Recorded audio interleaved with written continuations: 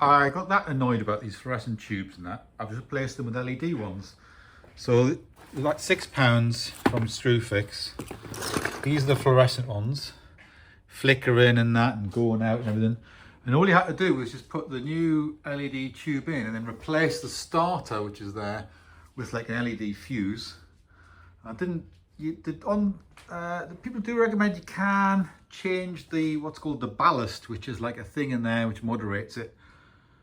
But with these particular bulbs, they're just compatible with the ballast, and so I just stuck them in, it was easier. So that's it. There's all different types. There's some that are like live and neutral at one end, some are just at either end, and some which are live and neutral at just one end and a dead end at the other side. Some of which are just universal, compatible with anything. So actually it wasn't quite clear on the description of these from Screwfix what they were, but it seems that they're just pretty much universal. They're just compatible. Stick it in, plug and play, as it were. They should advertise it as plug and play, and they'll get millions of people buying them. So that's all you have to do, plug and play, and just put the new sort of, instead of it being a starter,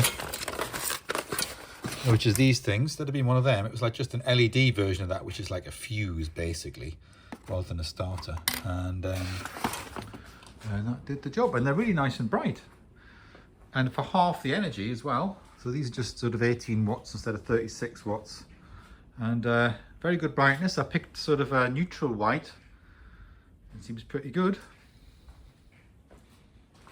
in terms of brightness. Yeah, quite pleased with that. Definitely a lot brighter than the fluorescent bulbs. And also instant on and off, no flickering, no buzzing noises and all that. Really good. So pleased about that, and quite cheap as well, you know. Probably cheaper than a fluorescent bulb. And of course they're going to be banned, I think from sale. Well, they might have already been banned, maybe from February or something. They're going to be banned from sale, or new ones banned. So might as well get ahead of the game. So instant off and on, off and on, just like that. So yeah, amongst the collection of various assortments and what have you, there was this, which is a pencil case, and it's on one side, you know, completely like a map.